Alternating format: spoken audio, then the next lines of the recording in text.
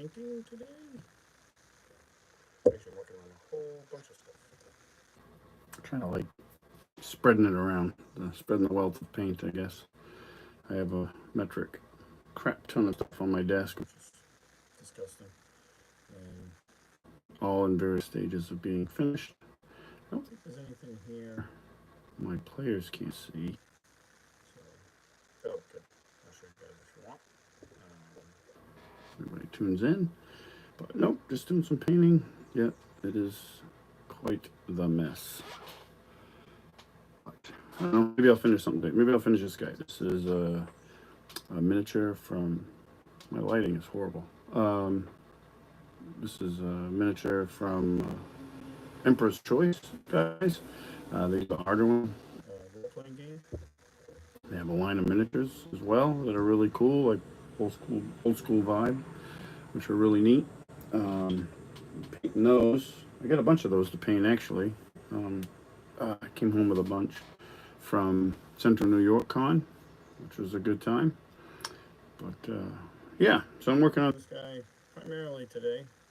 I just threw some paint on this miniature here. This Reaper miniature. That's on the, well, it's not on the shelf of shame. It's on the painting table of shame. What else do I got? Oh, I got another Reaper miniature. Here that I was kind of like messing around with. Sorry about my horrible lighting. This is part of the, I think it's part of the Dungeon Dweller line for Reaper. That's a really good line of miniatures. There's another one I'm working on. Elf. I've actually painted this guy before, but I sold the one I painted before. And, liked the miniature so much, though, I had to get another.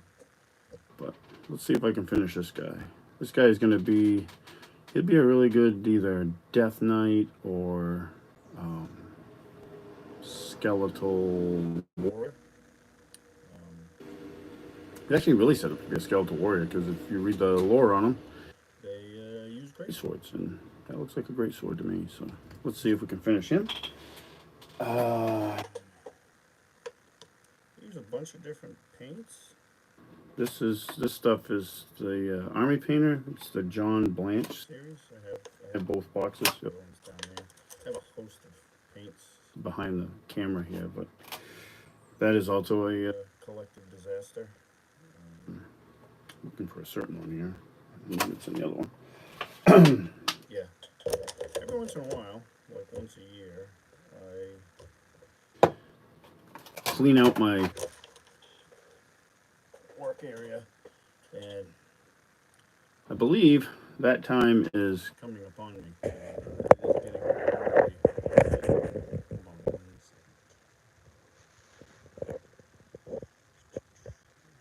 This is my first ever live stream. I don't know if he's in here yet, but I'm messing around with this, so we'll see what happens.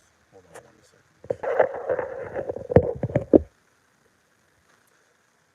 Yeah, just trying it out. Who knows? I mean, it's really early. I mean, it's 8 o'clock in the morning here in nice humid Maine. God, we've had awful weather. Awful weather.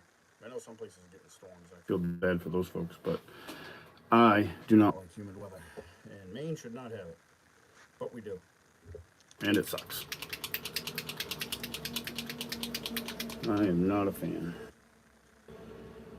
But, so yeah, I'm gonna mess around with this. This is Grim Rust from Army Painter. Like I said, John Blanche line. Looks pretty good. Oh, nose itches. Give this guy a little bit of rust effect on his armor, and then I'm not sure what I'm going to do with the base. Like, he has an old school base, which it really fits these miniatures, but I don't know. Sometimes I like old school miniatures with their built-in metal bases. They're nice, but they don't take handling very well over time, especially if you're going to use miniatures for gaming. So sometimes I like the base. I like to put something on. I might use this flat one. It's one of the WizKids ones. The nice thing about these is they don't add a lot of height to the miniature, so they stay proportionate to the other miniatures on the table, to scale. I mean, he's a humanoid scale. He was a person at one point, I guess. So these are nice in that regard. The downside to them is if you have a traditional base like this guy's on, This is a Reaper. It's old Reaper. I probably had this miniature for 20 years I now. haven't painted it, but it is on the table of shame, so we'll see how that goes. Um, They have this little, you know, the base has like a recessed area in it, and that can sometimes work out pretty good good for you if you're using terrain and stuff because it gives it something to hook on. Like it'll get some little bit of a little bit of traction. Whereas these flat bases, you know, if you're on like a weird slope, like if you're using your own terrain or Golden Forge, like the cavern stuff, I use that a lot. There's nothing for this to hook on. Like there's no traction, so it's just gonna slide around. So you can um, remove the metal bases from miniatures. I've done that plenty. Um, it's not. I mean, you can do it. It's just not for me. It wasn't. It's never a fun or easy process because you risk breaking them, like at the feet, or you gotta remove all that Material. It's easier with like the new plastic. So like if I wanted to remove this guy, I wouldn't. But like if I wanted to remove this, he's just got a plastic built-in base. like a cobblestone base, so It's fine. It doesn't have a recessed area. It does have a little little. burr there that I gotta remove. But They're not bad. Actually, like I said earlier, I like those miniatures a a lot. lot. But Uh, yeah, so let's see if I can finish this guy. Like I said, don't know what I'm gonna do about the base. He didn't really fit on this base, and it added too much height. Like the base on this is pretty thick, not unreasonably so, but like it's thick, like a base, so it's like you almost have two bases. And I definitely didn't want to try to remove him from the base because he has too much material attached to it. It's not just his feet. He's got his cloak's attached. It's just not worth the juice isn't worth the squeeze, I guess, as they say. Um, what else have I got on here? I got a host of Necromunda miniatures. I was Starting to get into Necromunda. and I have a local group that plays, and those guys were Super gracious enough to spend time with me, teaching me how to play, and I played a couple. Hey, DM Bloodworth. How's it going? Just figured I'd give this a try. I've never done one before, so we'll see. I'm just killing some time today. It's humid as all out. In Maine. I don't know how it is where you're at, but it is awful. It's 8 o'clock in the morning, and I already don't want to be outside, which is too bad because I have things I got to get done. But I don't know if they're going to happen today. I mean, just paint All day and work on game stuff. But you're just back from the Bahamas, so I guess life is good. But yeah. So I have a bunch of Necromunda stuff. I have some other 40K stuff. I like 40K. I like the setting a lot. I actually have the 40K role playing game, the latest one. I haven't played it yet. I'm pretty slow at adopting like new rules or absorbing them, so I haven't really dove into that yet. I do have it though. It is a great setting if you're looking for Science fiction, horror, and even a mix of fantasy. It's really good. So I have a bunch of that stuff. I have a bunch of other, like these guys. These are all Warhammer miniatures. These guys are pretty cool. I don't play any other Warhammer miniature games, but I like their miniatures. So they get used a lot in my role playing games. I use them quite a bit. Quite a bit actually, and I'm trying to see. Like I got a whole shelf of my shelf. It's disgusting. But I'll show you guys this actually. So don't judge, but this is awful. But, so over here, like if you go from here down, most of pretty much except for that, there's a miniature back there that isn't finished. If you go up this shelf here, these are all finished. And then you go over here, this area here is finished. Up here, that area is finished. And then I have these two shelves of shame here, which are pretty horrific. And that's bad enough as it is, but they're all around me. There's just hosts of unfinished miniatures or partially finished miniatures. My workbench. That in my former life, I used to work on different firearms and stuff, is now a graveyard of partially finished miniatures or prepped miniatures for painting. That's what it started out as, actually, when I started repurposing it for painting. No, I'm just using my phone, so this may be why it sucks. My sound sucks. That's good to know, though. I need to get a. If I'm gonna keep doing this, I definitely need to get a better setup, and maybe I'm talking too softly at times. Let me know if it gets worse, and then I'll just end this. And think about getting some equipment. A little bit. I don't want to. I don't want to go too crazy on it because Who knows? But I thought I'd give it a try. Trying to figure out the whole YouTube thing. I started doing the YouTube. I mean, I put stuff on YouTube years ago. I got weird, like gun videos and stuff from my former life, and some other stuff, some jiu-jitsu stuff, a little bit of jiu-jitsu stuff. I should do more jiu-jitsu stuff because between jiu-jitsu and role-playing games and miniature painting, stuff like that. That's what got me through my career for the most part. So helped me a lot. I actually got a shirt on from my academy that I train at in Portland, Maine. Under Jay Jack. He's my coach. I've been there for... I lose track of how long I've been there, actually. Been there a long time, though. Yeah, so, yeah, I got tons of stuff over here. There are a few things over there that I don't want my players to see. One in particular that if I'm going to use it in a game, I need to get on it. Because that session will be coming up pretty soon, probably within a couple sessions. So I'll need to up the old painting production output. But just been working on a host of different things. I got some stuff in the works for other people because I do commissions and my own stuff. And yeah, so let's see if we can finish this guy. He's almost done. I started him the other day. Like I said, I wish my lighting was better because you could see him more clearly. At least on my end, it doesn't look like it's that clear. But they make some really good stuff. The Emperor Choice guys, and they have, from what I understand or what I've been told, they have they have a bunch of new models coming. So if you're not familiar, look them up. They're on the interwebs, as they say, and they're on Facebook. So they yeah, I got to meet those guys at Central New York Con, which was a really good time. Really good time. I can't. It's not until next June, but I'm already really looking forward to it. Roger did a great job, especially for, not that I have a ton of con experience. It was literally the second one I ever went to, and but I think he did a great job. Like, I went into it, expecting to have fun, but I also expected, it being the first con, that there would be, some rough spots. And as a guest, I didn't see any of those. Great job, great venue.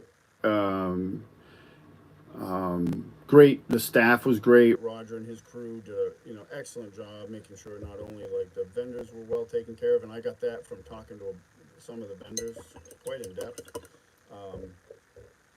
They were well taken care of. And speaking from the guest perspective, like, there was, everybody just felt welcome, like it felt like you were hanging out with old buddies. Really, that's what it felt like to me. Like, Roger was, and his whole crew were very, very good about just making you feel welcome, which was nice. And like I said, I can't wait to go back next year. It's going to be, I don't know if I'm gonna have a real expansive con list, because money and time, even though I'm retired, is a thing. But I definitely knew Central New York Con will be one that I routinely attend. For sure. Yeah, so we're just gonna give this guy a little bit of rust effect from that grim rust, and then, oh God, even my palette is a mess because here's a painting tip. Like, most painters, I probably don't do it, and I certainly don't, but I lose track because my palette is such a disgusting mess Yeah, man, that was great. And it was great to, actually for us to get to hang out in person again. That I'm quickly realizing, like I said, it was the only second con I've ever been to. But I'm quickly realizing that I enjoy the social aspects of it just as much as the gaming. I always like my thing is to go and try to play some different games. Like I got to play Fallout with you. That was great. I mean, I have that game. I've never run it, and I obviously like Fallout, and it was fun. It was fun to play the game, but the social stuff, and like I said, everybody. I mean, there was some YouTube celebrities there, and Rich here being one of them. But I mean, like Eric Tenkar was there. Like I hung out with Eric Tenkar the night before it really kicked off. Like we were down in the dining room, and my cousin Dan was with me, and I think it was his first convention. And he actually ended up. talking to Eric and his wife Rachel, and invited them over to our table, and we hung out for quite a while. Had some drinks, told some stories because we both have similar backgrounds, and yeah, it was a lot of fun. Got to meet Double D from Diversity and Dragons, and Greg Gillespie From OSR Games, wrote Dragon Slayer and Barrel Maze and all sorts of awesome mega dungeons. So yeah, it was just really cool. Like it was really cool. And then Joe Block from Greyhawk Grognard was there.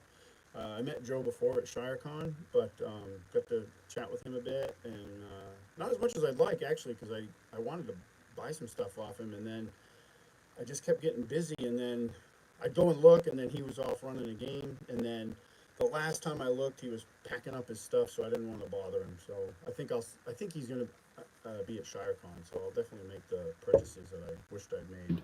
in New York there. But yeah, It that was was a lot of fun. Like I know my cousin Dan and I just had a awesome time at Central New York Con. It was really good. um, Like I said before, Roger did it. I think he did a great job. Like, and he, um, I'm looking forward to the next one. It'll be fun. It'll be fun. And hopefully it grows a little bit. It was a good size though. Like he had 202 people for his first convention. I'm like, and I can only imagine How how. stressful that is. I do. My group does a yearly weekend And there's like 7 or 8 of us. My buddy Carl comes up from. Pennsylvania, and We do like we start Thursday night. We started this last year. We start start Thursday night of this year, Jesus. and we go until Sunday. And like I run typically on most of those, I'll run a game. There's been some where I haven't. I've given up my spot so somebody else can run. It used to be all me, I think, at first, and then we started farming it out a little bit. So we have a bunch of game masters in my group. I'm very blessed to have a host of really awesome game masters. Um, oh, awesome! That's awesome. Yeah, I mean, I have a very small YouTube channel, but I will definitely talk about Central New York Con and help whatever I can do to. I don't know how much I can actually say, but I am actually doing some stuff for the con. I got asked to, so I won't say any more than that because I don't know. I don't know all the rules about it, so I don't want to break any rules. Um, but it Yeah, so how I can't imagine. I said this to him too. I'm like, I can't imagine like how stressful it was trying to organize what he put together. And I know he's talked about it and being kind of manic about getting everything right and measuring tables and stuff, which on my end was funny, but I'm sure it was super stressful. And like just trying to herd the 8 cats that I play games with that is part of it. Like that is very stressful until we're there doing it. Um, it is very stressful trying to get that all together and getting the Secure a place, and I'm kind of blessed with the. family that is very generous that let me use their camp for the weekend, and we have some other options maybe in the works. So we'll see. But yeah, Yeah, I can't wait, and that's good. He's going to start pushing it already. September. But that's coming right up. Hopefully, because that'll mean this freaking humidity Humidity will go away. It's supposed to be. My wife just sent me a text saying it's supposed to be brutal today too, and it's been awful here. Like, oh, I hate this weather. When I was a kid, I hated winter, and as an older, not a kid anymore, At least not physically. I don't mind winter anymore. Right? I mean, it's not my favorite season, but man, I have come to not really enjoy summer. We get a few little bit here where it's the way it should be and super nice, but man, I was in the gym last night training. and even with the AC on, It was brutal.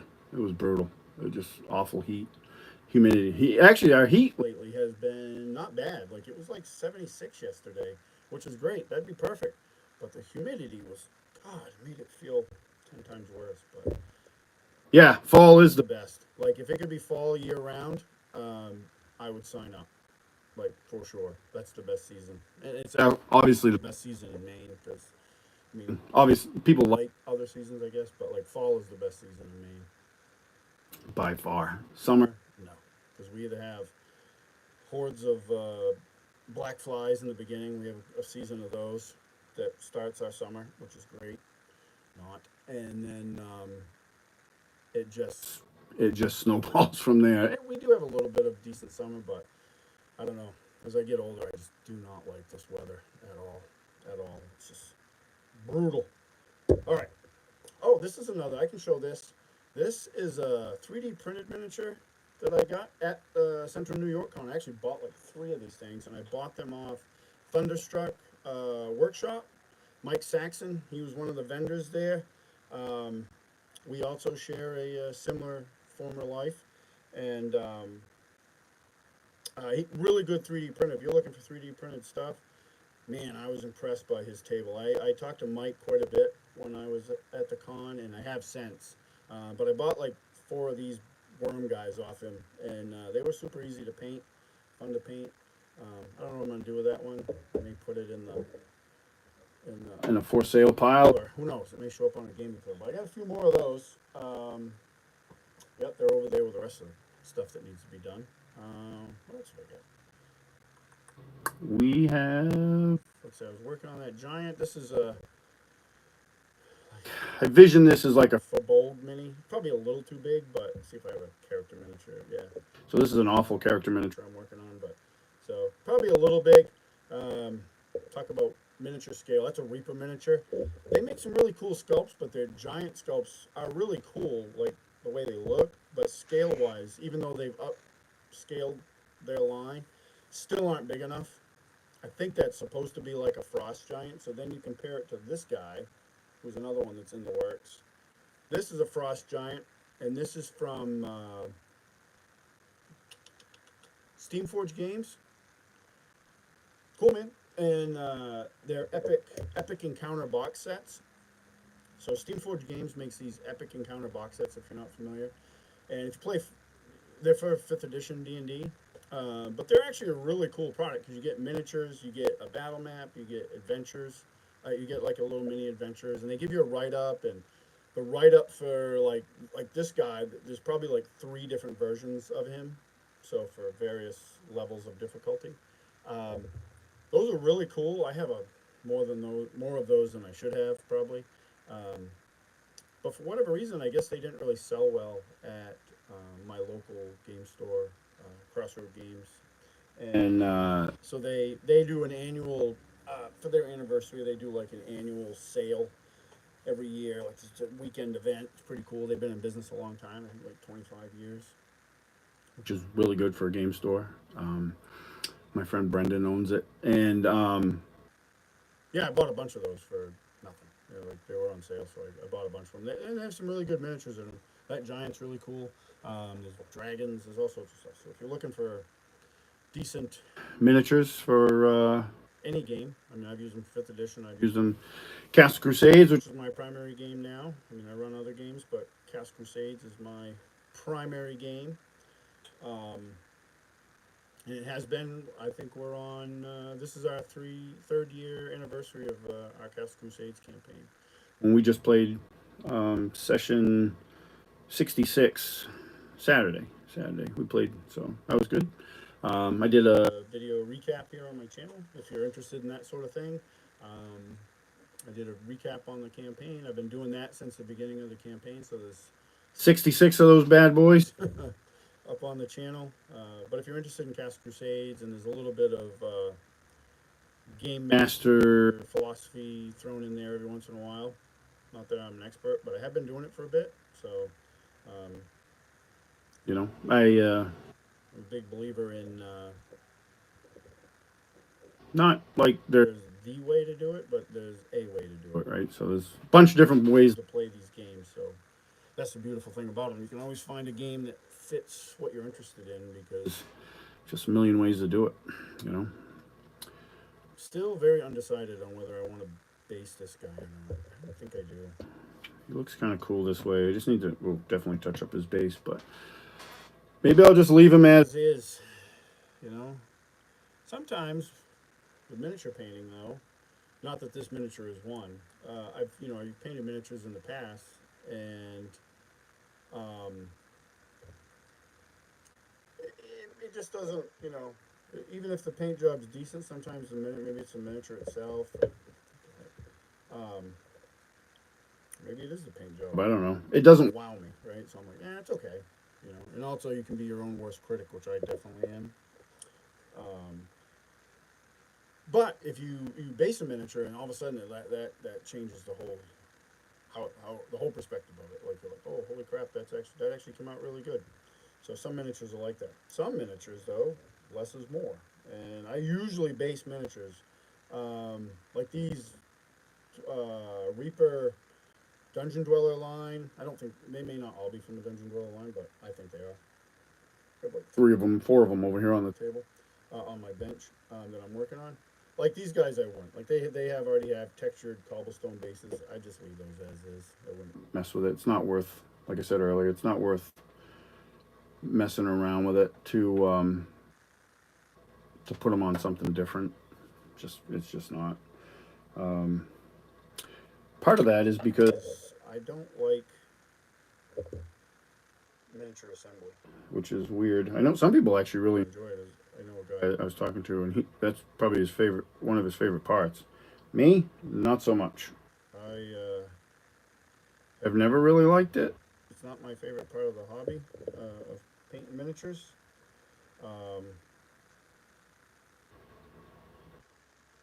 So The less I do of it, the happier I am. So like I would never try to take this guy off its base. Looking at it, especially looking at it now, I'm just touching up the edge here.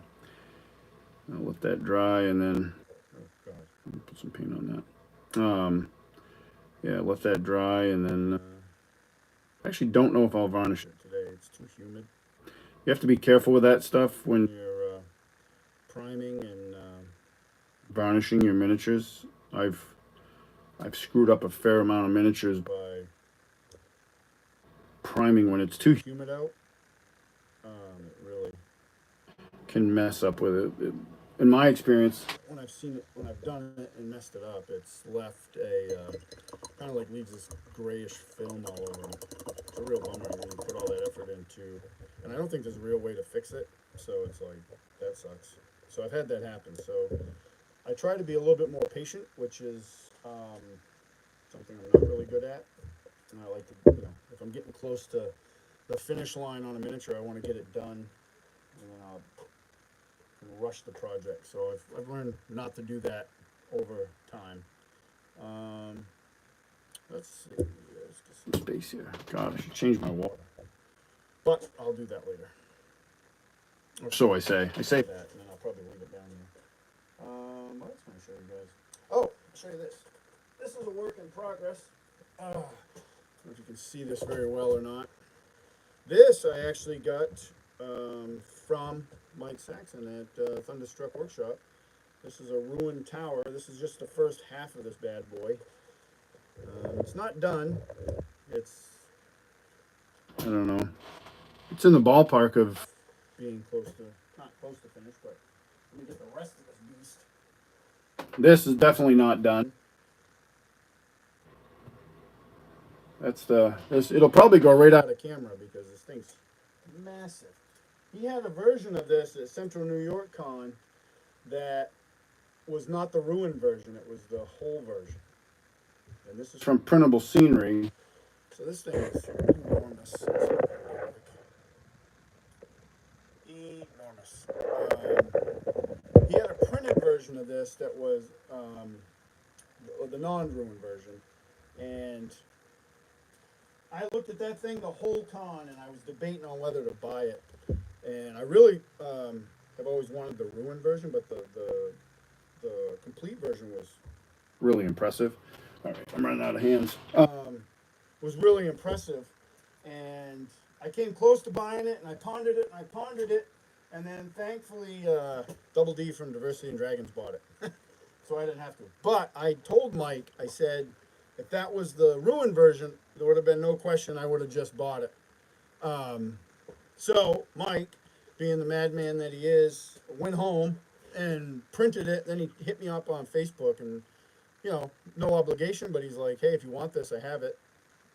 And now I have it. So maybe what the heck did I do with it? I had so much crap. It's ridiculous. Where did it go? Oh, Jesus, it's right next to me. Maybe I'll paint this thing. Yeah, this place needs a cleansing. Like I just have too much stuff kicking around. And my son, Bryson, he would like to actually paint. He's painted a little bit when he was younger, just a couple sessions. Sit downs, but he does have Have a little bit of an interest in it, but there is absolutely no space in here for him to work. So he and I should hoe this place out and set it up so he can paint down here too. Because I have I'm not bragging. Like I'm actually kind of disgusted by like how much stuff I've accumulated over the years. I've been collecting miniatures and stuff for over 20 years. I got some when I was a kid, and I still have them. They're on a shelf over here. Some old lead Ralpatha miniatures, and they're great, just for the nostalgia. But as a kid, I couldn't afford to buy miniatures, so we just used whatever. We didn't really use miniatures in terrain a lot, and it wasn't until I came to work where I was working, and in Dragon Magazine, they started doing articles because they put out a game called Chainmail. It was a miniatures game, not the original Chainmail, which D&D came from, but they put out a Chainmail game. It was around 3rd edition era of the game, and they started doing painting articles in the back of the magazine, and I read them because I was always interested. I'm an action figure kid. I grew up with Star Wars figures and superhero figures and stuff like that, so I was always into action figures, and to me, these were like fantasy action figures. So I started reading the articles, and I got it in my head. I'm like, I think I can do that. And I had a local shop in our biggest mall that we have. It's not there anymore, but and they sold miniatures. They had Games Workshop, Reaper miniatures, all sorts of stuff. So I just started buying them, and every payday I would go up and buy miniatures, and that's kind of been the theme. Like my problem, well, it's not really a problem. My problem is I have no impulse control sometimes. That's the problem.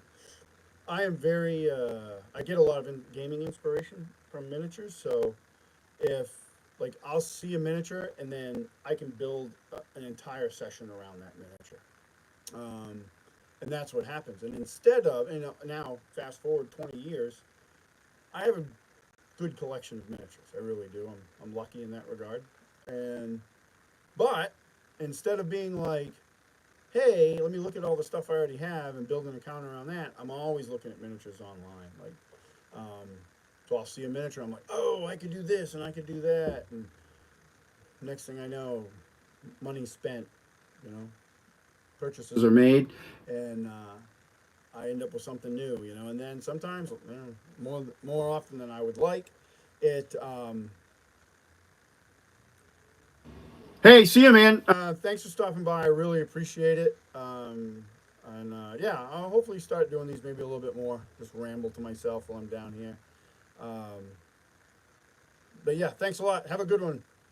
And I just started.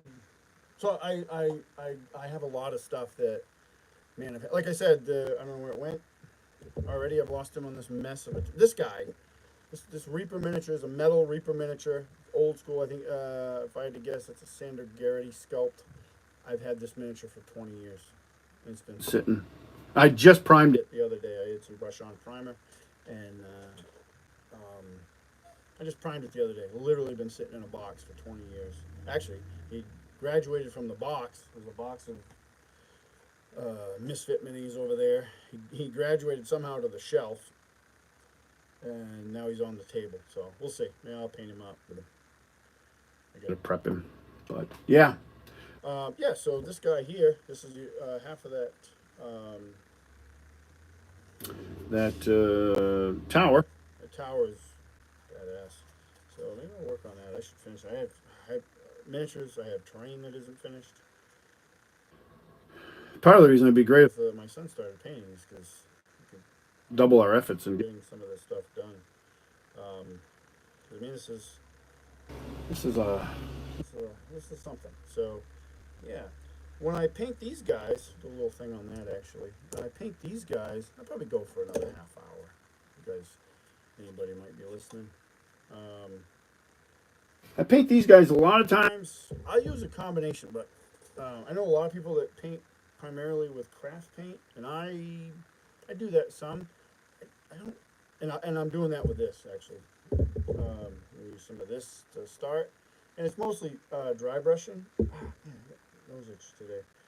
It's mostly Dry brushing, and then pick out the fine details and um, try to try to get it done. You know, like there are, you know, something like this you could spend a lot of time on, and there's nothing wrong with that, and I'll do that. But then sometimes I just want to get it done, and so I can get it on the table. So it'd be great to use this. Matter of fact, that gives me an idea. So maybe in a future session we'll see this tower if I get it done. But that's wrong paint. That's not going to happen by just talking about it, that's gonna have to happen by slinging some paint. So I'll use some of this. This is, what is this? This is apple barrel. And it's the color is called pavement, which is like a dark gray. So I like to go over that one. Like I said, this is going to be mostly dry brushing, and I'm using this wicked fancy dry brush that I got from the dollar store, and it's a makeup brush. And they work pretty good. And I never realized that. And I was at my local game store, like I said, Crossroad Games in Standish, Maine. I was there at a painting event. I think we were doing a paint and take, and I was sitting down at this table with a bunch of other painters, and which was a lot of fun. I should actually try to talk to my friend into setting up another one of those. So it was a lot of fun. And there was a woman sitting at the table and painting, and we were all just chatting, and she said that she used makeup brushes. You know, obviously she didn't invent it. A million other people, painters, have done it, but I had never heard of that before. So I was like, what? And she's like, yeah, they work really good as like dry brushes and stuff, and they're really cheap at the dollar store. I mean, I see people pay a crazy amount of money for, and more power to them, for a dry brush. Um, but if you don't know, like if you're new to painting, dry brushing ruins brushes. Like it'll eventually, it just wears brushes out really fast.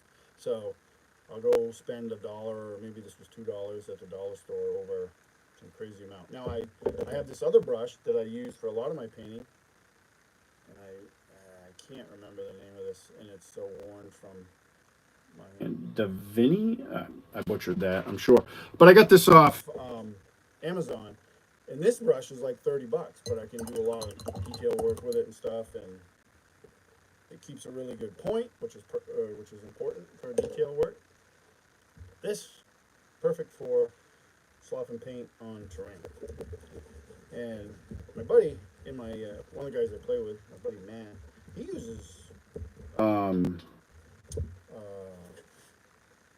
craft paint. I think almost exclusively. I know he has other paints, but I think he's just been painting for so long, and he's kind of figured out the secret to it. I've always mostly just used regular paint. And it's funny too. I mean, it's more cost effective, obviously, because the craft paint, I think that was like a couple dollars, whereas a bottle of miniature paint is expensive. But I sometimes will use miniature paint on it because I'm like, hey, if I'm willing to use, you know, say $4 for a bottle of miniature paint, if I'll use that on a $6 miniature, why wouldn't I use that on a $130? Not that this cost that much, but it was actually this cost more than that, but piece of terrain, like, is to me, there's no real difference other than the fact that I'm probably going to need more of it. So, but it's all situational, like depending on what I'm trying to accomplish. This, I'm just trying to get it done. So, It should be good. I have a whole. host of terrain surrounding me that needs to be finished. Um, really got to buckle down and get it done. And This might be a good way for me to. do it. My friend DM James has his own channel, way bigger than mine, and he's always painting. He's a good dude. He's always painting, and He's always chatting in his live stream while he's painting. And sometimes he has a bunch of people on, sometimes it's just him. So maybe I'll just start doing these. And if they get popular, great. If they don't, but at least I'm getting painting done, which is good. Like I painted. If I have it right handy, I thought I did. Well, perhaps I lied. I thought I moved it over here. I painted this miniature. DM Bloodworth had a live stream, one of his live streams, and I happened to be down here painting when it came on, and then I jumped into the stream as a guest and was painting while we were chatting, and man, I got most of that miniature. It was a big miniature. It was a giant. I wish I could find it. That's a sign you have too much stuff. Oh, there he is. I see him. But I painted most of him in that one sitting while we were chatting. I think I finished him up the next day. That was great because I used him in a game too recently, so that was good. At least I thought it was good. I think my players liked it, even though they were scared that it was going to murder their characters. I know my son was scared of that. Because it was his character. It actually ended up attacking first, so. So that was horrible. I realized, trying to show anybody anything. All I'm doing is dry brushing this thing, right? So Now you can go through this different. different methods. There's, like I said, you can be as detailed as you want with this stuff. I've seen people go in, and there's nothing wrong with it if you want to spend the time. I've seen people go in and add like grout to this, and which It looks amazing. Like it really looks good. It might be a little bit more work than I want to do. and I know I've painted some other stuff that's similar where I didn't do that either, just because It was more work than I wanted to I do. wanted to get it on the table so I could use it. So that's kind of where I'm at with my painting. I think I like to do, But but I like to do good work. I'm like my miniatures and stuff. I like to give them the extra effort. But then, even then, sometimes you're like, oh, these, like if you're painting goblins, goblins don't look good by themselves. Goblins look good when you put about a dozen on the table and throw them at your party. Then they look good. They look good in groups. Whereas, if you painting like these characters. character miniatures, this is a dwarf, which another Reaper dwarf from the Dungeon Dweller line. I painted this guy probably 2 or 3 times. It's a great sculpt. But you paint that guy, you put a little bit of extra effort into him, just because you want him to look good. And people are gonna, like, if you're playing with a group or in public, people will give them a little bit more focus. The other thing, a little trick to miniature Painting. Now there are some people people that can paint like really good, obviously. there's really good painters out there. And you can take their miniature and look at At it, up close, and it looks unbelievable. But typically, talking about gaming, not display miniatures, and that's what I focus on is gaming. I'll try to do like I've had clients. I tell them I don't do display quality miniatures. In my opinion, I do tabletop standard quality miniatures, and by their description, it's at a high standard, which I appreciate. don't always agree with, But I but appreciate. but The 3-foot rule, right? Most of your miniatures on a gaming table are going to be viewed from about 3 feet away, right? Like an arm's distance. So you can be painting away and you're looking at this like, God, this looks like dog crap, right? Like this is looking bad. This isn't coming out right. And then you just mystically, magically move it arm's length away and look at it, which is about what it's going to be viewed at the table. And you're like, holy crap, that actually looks pretty good. And I've done this to myself countless of times. I've painted miniatures that I thought were awesome, that I thought from that distance they looked awesome. And then I looked at them up close, or I took a picture of them to share with my buddies, and then I zoomed that picture in, and I'm like, oh dear God, like what is this? But from the proper distance, they look great. Um, So keep that in mind. And if you're new to painting, Everybody's new to painting at one time, right? I had a gentleman at the actually Central New York Con come up to me and you know talk to me about painting, and he's like, oh, I'd like to like I'm not very good at it, and I'm like, well, this is- none of us were very good at it when we started, right? And I still have my very first painted miniature, like from like 20 years ago when I first really got into painting, and it's awful. Awful. I still have it though, and I refuse. Like some guys repaint their stuff. I never do that because I just want to be able to look back and be like, oh, okay, this is how I was, and um, you know, 2005, this is how I was painting, and now it's 2025, this is how I was painting. And I've done some pictures like that and stuff before, just to kind of like show, like, hey, you got to start somewhere. And I think it's just the most important thing is just starting. Like a lot of, and I'm just as guilty of this. I think about like, oh, or I'll watch, I love to watch YouTube and stuff, and um, different, artists and stuff. on there. There's some really freaking phenomenal people that have Channels that, uh, share and share their work, and it's awesome. I'm just like, oh my god, that's great. And I think about a lot of like, oh, all these projects I want to do, and then I, I'll have a moment of self-reflection. And I'm like, well, I'm not getting any of these projects done that I want to do, sitting on the couch watching YouTube, right? I should come down here and watch YouTube and paint. So sometimes you just gotta self-motivate. And I'm actually, like I said, I'm kind of really thinking that this might be the way for me to be better about it. Even if I'm just talking to myself most of the time,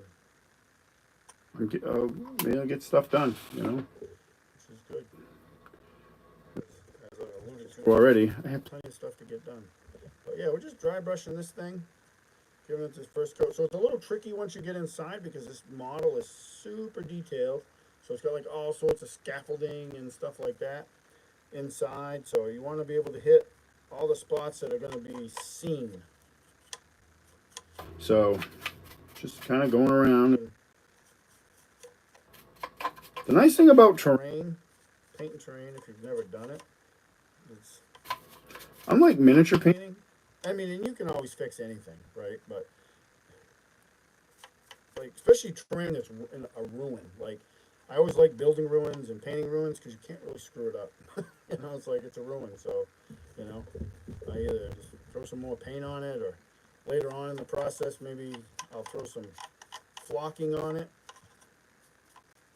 Like if I'm building, because I build stuff too, not as often as I would like, but I do build stuff. And if you check out some of my other videos, there's some built stuff on there on occasion. Actually, my latest video had some terrain I built on it. pretty cool. Actually, well received. I got some Nice comments about it. I really appreciate that. Comments are great, especially for. I don't know how big bigger YouTubers are. I am definitely not a bigger YouTuber by any stretch of the imagination. So as a small YouTuber, I like the comment. I like the engagement, and I know like Dan Bloodworth has talked about this in the past. The likes and everything are great, but like comments are great because I like to engage with people. It's kind of other than just as a record of my campaign or my group's campaign. kind of like why I like Doing it, like like if. And I almost always say in my videos and stuff, if you have any questions about running games or painting miniatures, building terrain. I am not an expert. but I have been doing it a while, and I love to talk about that stuff. Like, I'll talk about gaming or terrain and miniatures, painting all day long. Like, I really enjoy it. And I have found, the internet can be a fairly Oh, man, I should have done a better job of priming the inside of this. Can be a fairly awful place, right? But I have found, like, on the, like, if you spend time on Facebook, which I do. I say that, but I do. But I found like the painting and miniatures Arena. on that in that realm is actually some of the nicer places to hang out because usually they're pretty Pretty well. moderated.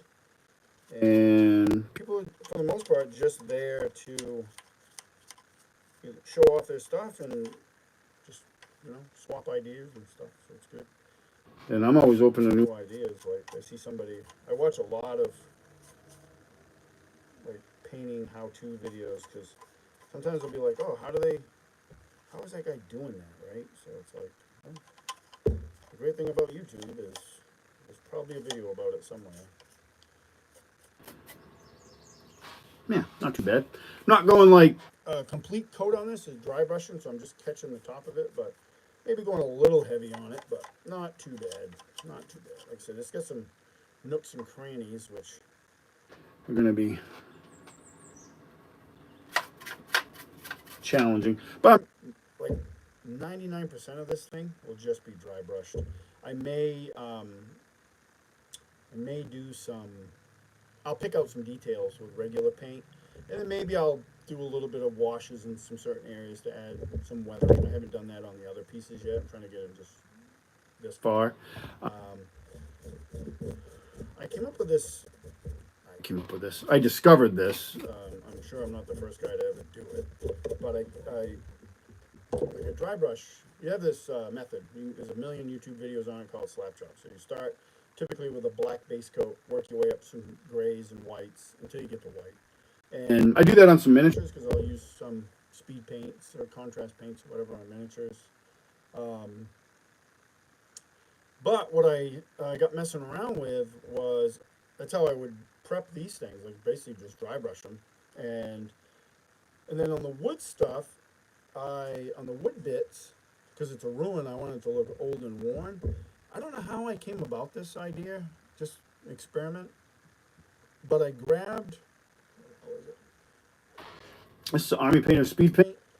Pallid bone, and I started putting that on stuff. And I think I did it on a ship, like I have 3D printed little ship, and I did it on that. I have no idea why I decided to choose this. I just did, and I really liked the look of it. So that's kind of how I do all my old weathered wood now. Is I'll do the prep work. I'll work through. It's got a black primer. We'll go to pavement.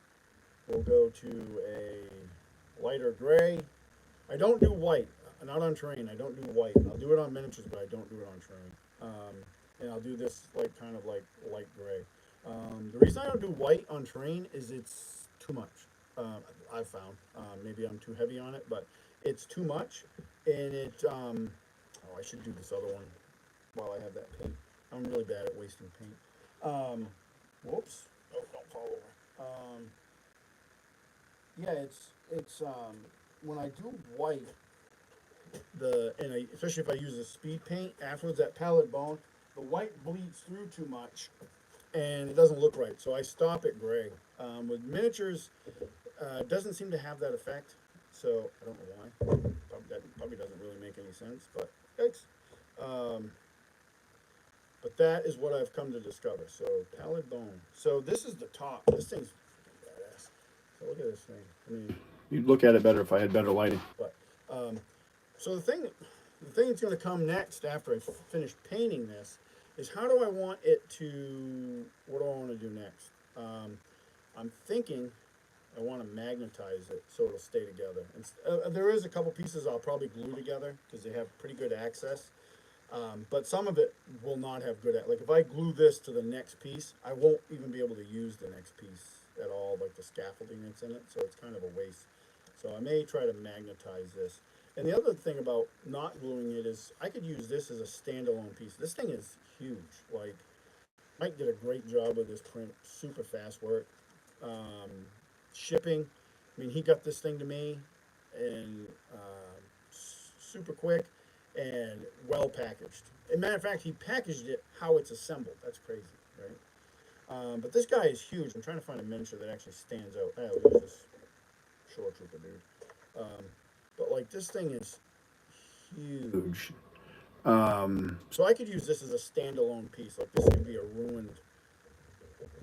Whatever, little temple or something. Always try to get more Use out of your stuff, right?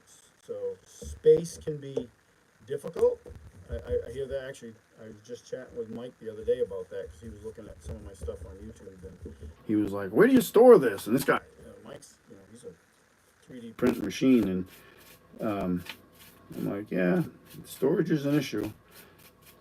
I'll have to do a.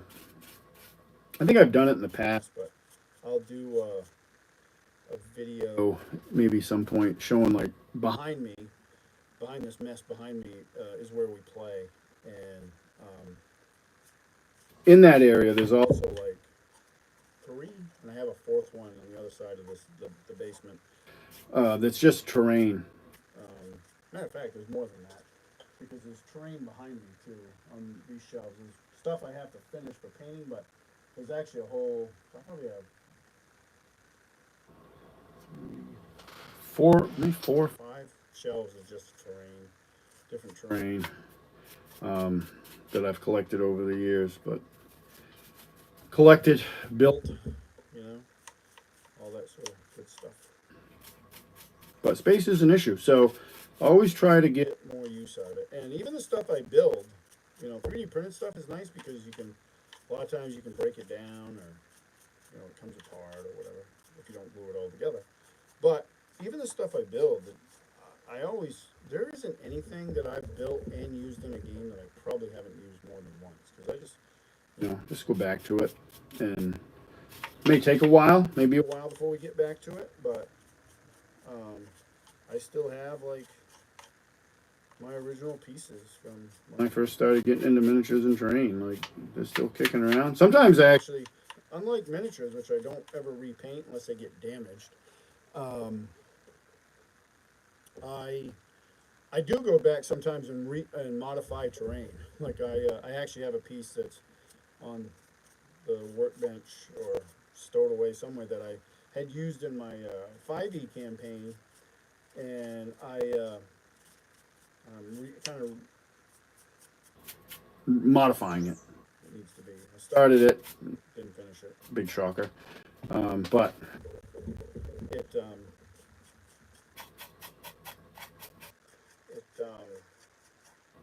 it's getting used again. It'll get used again. I just got to finish it. And that's all part of like just getting a little bit motivated to get it done. But yeah, just doing some dry brushing on on this guy. I got paint left over. Like I said, I am really bad, even after all these years, about wasting paint. and it's not really, it's just, if you're starting out, It's something you should really.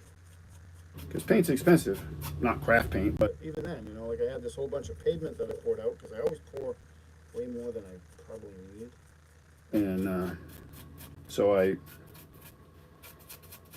Waste a lot of paint. so I'm like, well, What I should do is just go to this half instead of doing the the next step on that piece I was just working on. I'll take that paint and hit this one, and then,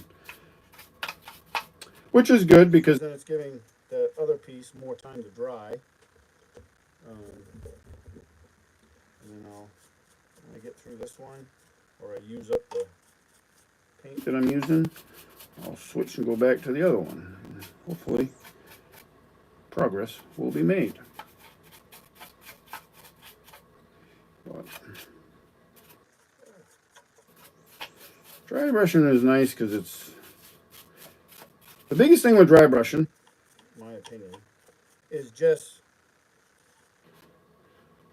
not, just regulating how much paint you have on your brush. Other than that, it's quick, it's easy. And I know in some painting Circles. Well, I know I said earlier that, and painting pages and all that stuff are nice. nice. And that's been my experience for the most part. Sometimes though, I've Seen this, or at least seen people talk about it. There can be a little bit of snobbery about, like, there's a whole thing a while. I remember, I don't know, it was probably a decade ago or so. Maybe it's still going around and I'm just not paying attention. But people were kind of like poo-pooing on dry brushing, and maybe not on terrain, but on miniatures. And I'm like, I don't know what the deal was. Like, Maybe they, I don't know. silly. It's like if it works, yeah. You can do bad dry brushing where you see like heavy brush lines and stuff, but I find that washes afterwards can help get rid of those. And even to some extent, if you use the right varnish on them, I use this. You get it at the hardware store. It's Krylon varnish. It's like this matte varnish, and I find that, and I've used it for years. I find that it actually acts as almost like a blending agent. It's weird. Like it helps blend the miniature. Like I've painted miniatures, and because I just wanted to get it done, I just wanted to get it done, so I didn't spend as much time as I normally would have. And then when I go to varnish it, it like helps with all the blending. And I was like, I've noticed that multiple times, so it's a thing. Like, even if maybe somebody says it isn't, it's a thing. In my experience, it's a thing. So we're gonna. Holy shit! I went an hour. Wow. Pardon my language. I try to keep it clean on my YouTube channel, so I can keep the comments and stuff. And if there's a kid watching it, I'll go a little bit longer. Actually, let me get this thing finished prepping this thing and then call it. But I try to keep it clean on my YouTube channel. So if I let something slip occasionally, I apologize. One, because I just want to, in person, my language can be pretty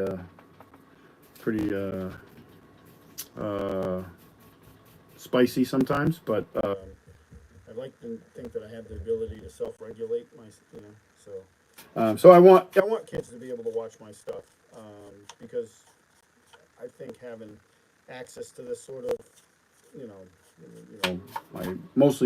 this is the first time I've ever painted on stream at all, but like, doing my recaps and stuff. I want kids to be able to watch that stuff. And I have friends that have kids that are into gaming, and they're like, "Oh, I show them your videos," I'll like I said, this is the first time like really painting, but like I do videos where I show off stuff, that I've painted or built. And I want them to be able to watch that, and hopefully,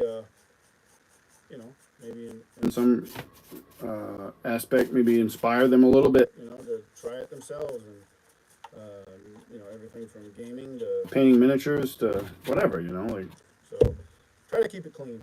Try to keep it as clean as I can. I just think that's probably for the best. And YouTube doing their thing, I guess I don't really disagree with it, but you have to mark your videos when you put them up as either they're safe for kids or not, and if they're not safe for kids, I think you can't leave comments. So, and like I said earlier, I like getting comments, so yeah, that's why. But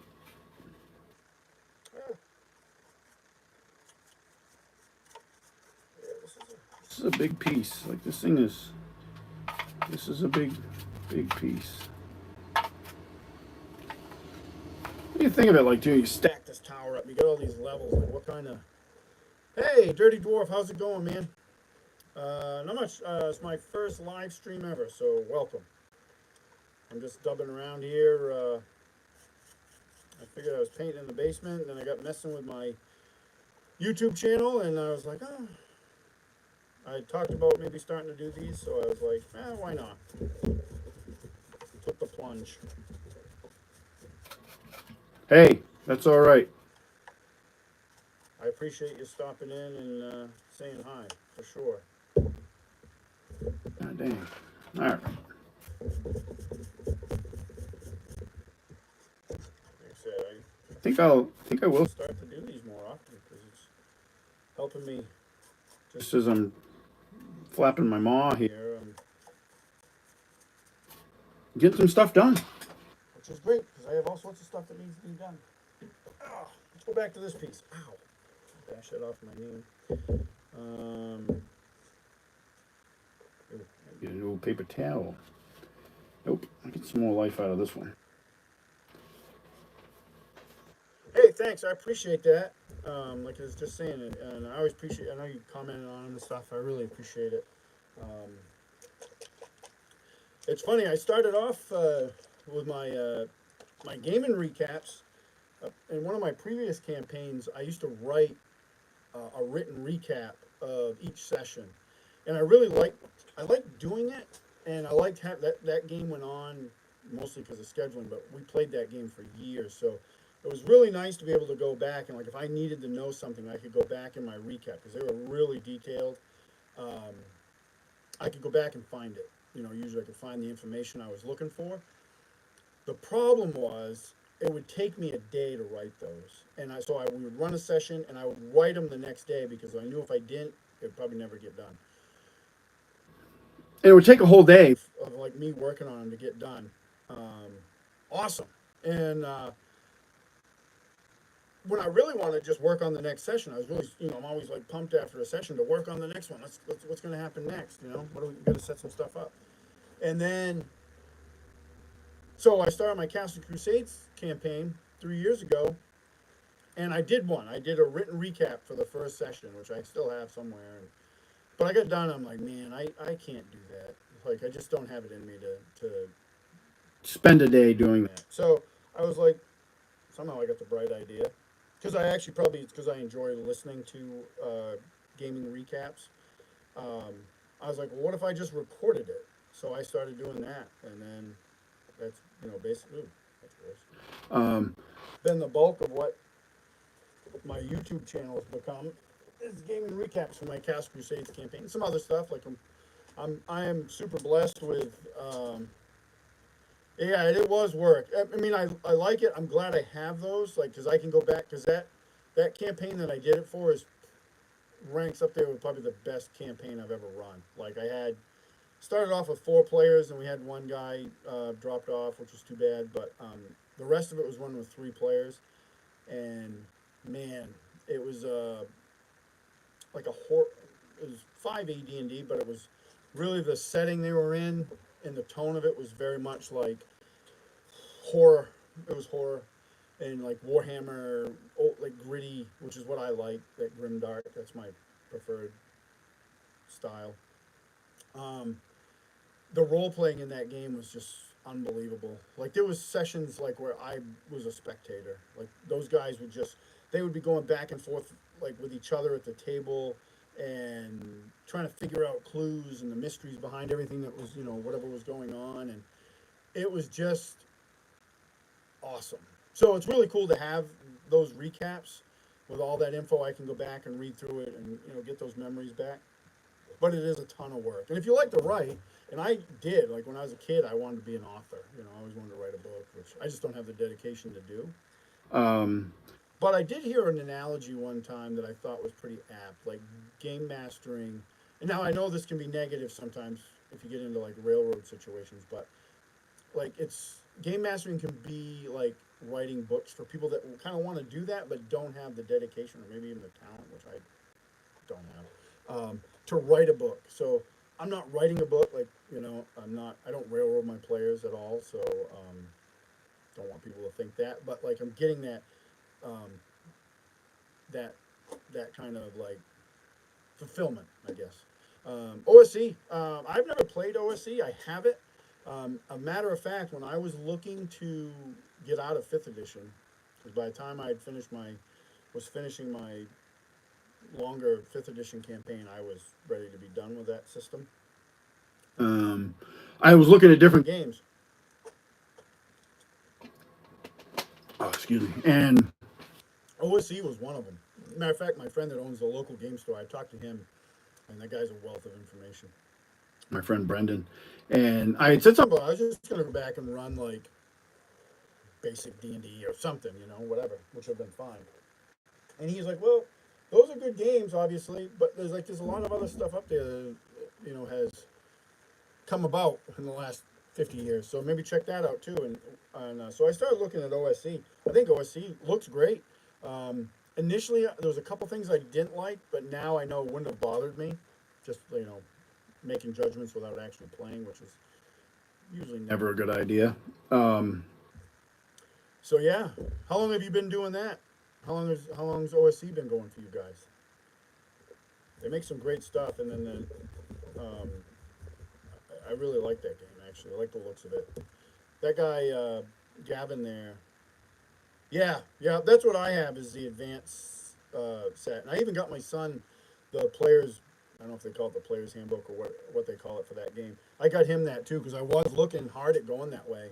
Um, those books are awesome too. Like I think like I play some Shadow Dark. I like Shadow Dark. I like the size of the book, that A5 size. I wish all games were that size. There's just something about that size I really like. But I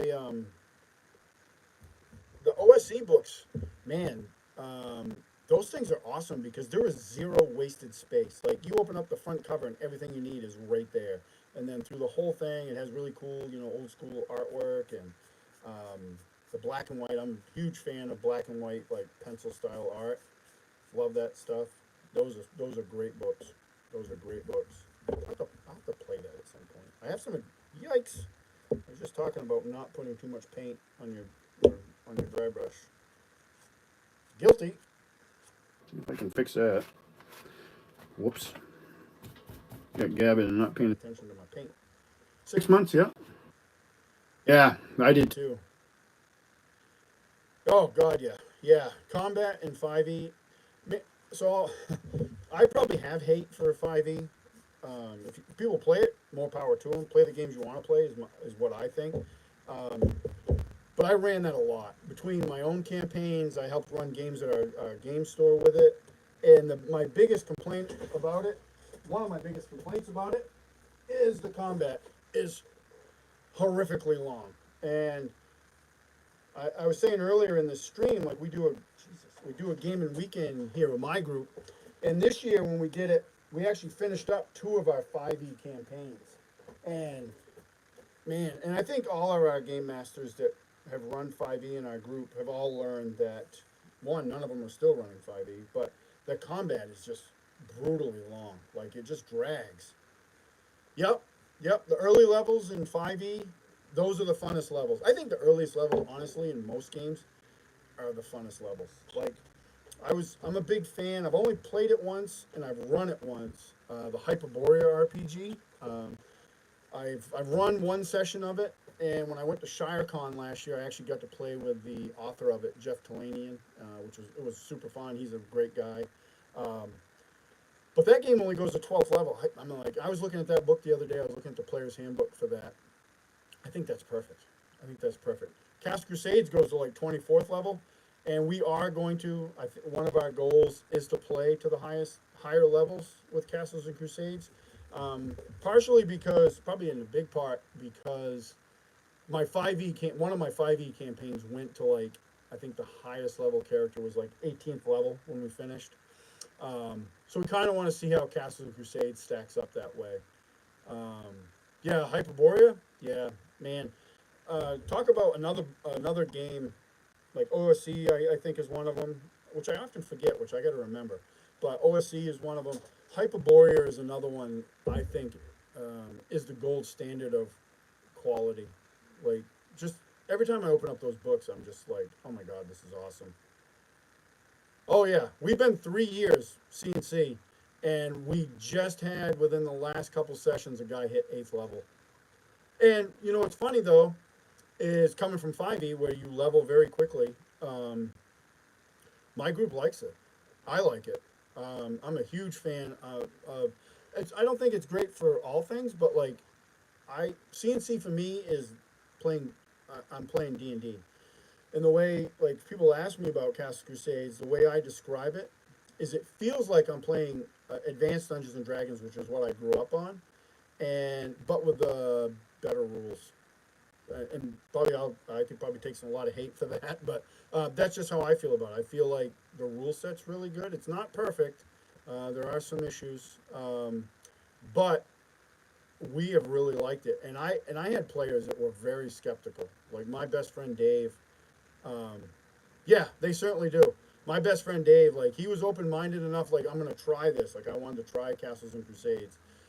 He looked at it initially, and he'll tell you this to this day. He thought it was going to be very bland as far as the characters, because there aren't tons of abilities, which is actually one of its strengths. Because the abilities in 5e, all that that Rolodex of things your character can do. It looks super cool, but it just slows down combat so much that it becomes a slog. Where in CNC, I have not seen that. And they're eighth level, and they're still um, they're not superheroes. That's the other thing with Cast Crusades or any OSR, like OSE, same thing. Your characters are not superheroes. There's nothing wrong with that. Like if you want a superhero game, go play Fifth Edition or Pathfinder. You're gonna get that experience, and if that's what you want, do it. I was just as a game master, I was very tired of it, very tired of it. I found it very hard to, because 5e is very player focused, and I found it very hard to challenge players. And I'm not new to this, but it was very hard to challenge players, um, and I just didn't find it. I was just done with it. People want to play it, I say play it, but I did not want to play it. I was done, and my group knew I was done. Um, well, before we finished our campaigns, I was just like, nope. When this is over, I'm not running this anymore. So yeah, we've enjoyed the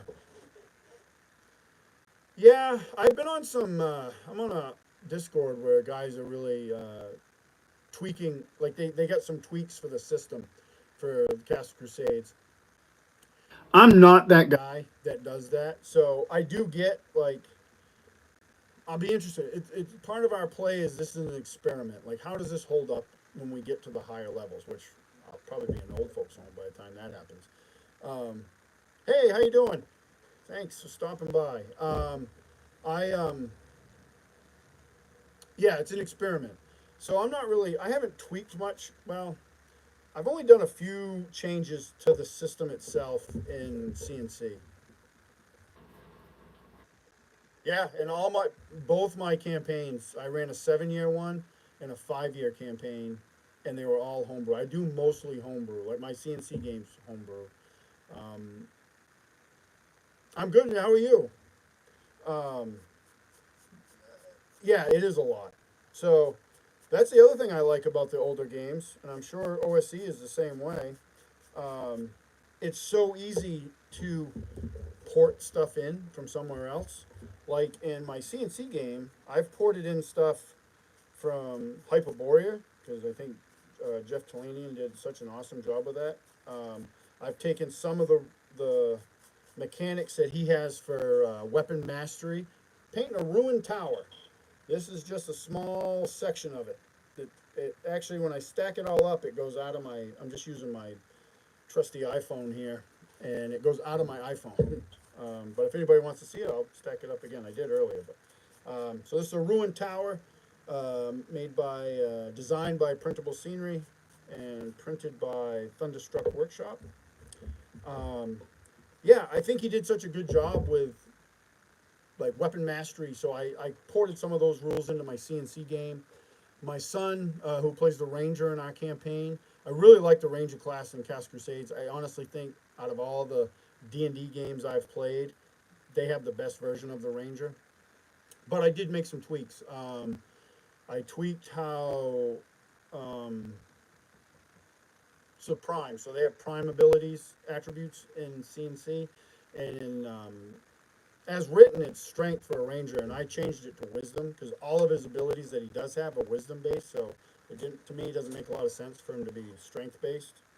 So I changed that and how his favorite enemy works. And as written, it's very specific. Like you have to pick. Say you want giants. Well, you have to pick a giant, like hill giants. So to me, that's rather limit. I think that's rather limiting. So like higher levels, I don't want to.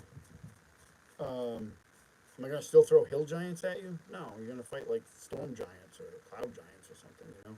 So I just changed it to a group, like a type. Hey, take care, Dirty Dwarf. I appreciate you stopping by. I think I'm gonna start doing more of these. So appreciate it. So yeah, so that's what I've changed about CNC. And what else did I change? Oh, Hyperborea does a thing where if you get a night's rest, you earn one hit die back of HP. So I do that too. Gives them a little bit. I don't like the ample healing of 5e. Healing's way too easy to come by in 5e, but one hit dice isn't a game changer, so it was a good little bonus. And we don't always have a cleric in the party. I have a regular cleric in player that plays a cleric, but sometimes he can't make it because of scheduling, so which happens. But yeah, so but not a lot of changes, which is cool because I like to play games. I don't like to. I'm not into like rule tweaking and people that like build their own. I have a lot of respect for people. People, even if I don't like their game, I have a lot of respect for people that make games because It's nothing I have a talent. for or even a real interest in. My son and I are actually working on we've been working on A character class. a warlock character class for Castles and Crusades, but it's based off or heavily inspired by the warlock in Hyperborea, and even just trying to tweak that to fit Castles and Crusades was like it was fun. It was a cool project for us to do together. We have it kind of mapped out for 12th level right now, but it was a lot of work too. Like I couldn't imagine doing a whole like book. Like I said, people that write games, and then especially the ones that write them well, are super impressive. Super impressive. So yeah, let me show you this thing. All right. Let me get the pieces. So I got the bottom pieces painted, mostly. They're not 100% done, but they're probably 95% done. I'll show you this thing though. It is really cool and does deserve to be showed off. Not so much because I painted it, mostly because it's just really cool. Thunderstruck Workshop did a great job printing it.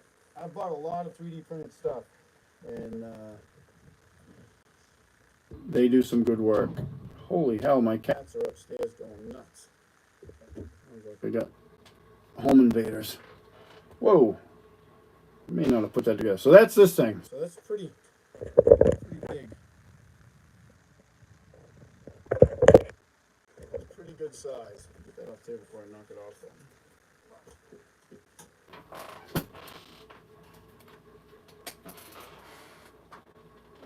All right. Well, that's... Jeez, I've been on here for a long time. Yeah. Well, that was my first live stream. That was an interesting experience. It was fun. Heck, my cats are going nuts. Yeah, I think I'll do more of these. I appreciate everybody that stopped in, and I will catch you at the next one. Thanks.